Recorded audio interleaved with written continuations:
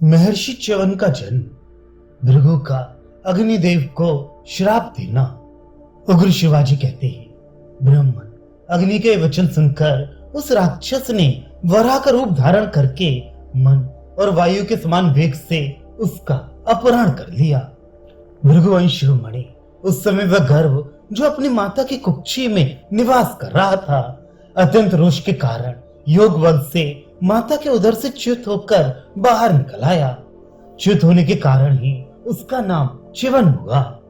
माता के उदर से च्युत होकर गिरते हुए उस सूर्य के समान तेजस्वी गर्भ को देखते ही वह राक्षस पुलोमा को छोड़कर गिर पड़ा और तत्काल जलकर भस्म हो गया। सुंदर कटी प्रदेश वाली पुलोमा दुख से मूर्छित हो गई और किसी तरह संभलकर भृगुकुल को आनंदित करने वाले अपने पुत्र भार्गव च्यवन को गोद में लेकर ब्रह्मा जी के पास चली। संपूर्ण लोकों के पितामह ब्रह्मा जी ने स्वयं भृगु की उस पतिव्रता पत्नी को रोती और नेत्रों से आंसू बहाती देखा। तब पितामह भगवान ब्रह्मा ने अपने पुत्र वधु को सांत्वना दी, उसे धीरज बंधाया। उसके आंसुओं के बूंदों से एक बहुत बड़ी नदी प्रकट हो गई। वह नदी तपस्वी भृगु की उस पत्नी के मार्ग को आप्लावित किए हुए थी। उस समय लोक पितामह भगवान ब्रह्मा ने पुलोमा के मार्ग का अनुसरण करने वाली उस नदी को देखकर उसका नाम वधूसरा रख दिया, जो च्यवन के आश्रम के पास प्रवाहित होती है। इस प्रकार भृगुपुत्र प्रतापी च्यवन का जन्म हुआ।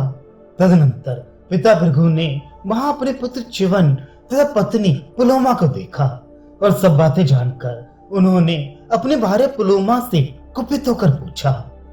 भृगु बोली, कल्याणी, तुम्हें हर लेने की इच्छा से आए हुए उस राक्षस को किसने तुम्हारा परिचय दे दिया? मनोहर मुस्कान वाली मेरी पत्नी तुझ पुलोमा को वह राक्षस नहीं जानता था। प्रिय, ठीक ठीक बताओ, आज मैं कुपित होकर अपने उस अपराधी को श्राप देना चाहता हूँ। कौन मेरे श्राप से नहीं डरता? किसके द्वारा यह अपराध हुआ है? पुलोमा बोली, भगवान अग्निदेव ने उस राक्षस को मेरा परिचय दे दिया। इससे कुर्री की भांति विलाप करती हुई मुझ अबला को वह राक्षस उठा ले गया। आपके इस पुत्र के तेज से मैं उस राक्षस के चंगुल से छूट सकी हूँ। राक्षस मुझे छोड़कर गिरा और जलकर भस्म हो गया। उग्र शिवाजी कहते हैं, पुलोमा का यह वचन सुनकर परम क्रोधी महर्षि भृगु का क्रोध और भी बढ़ गया।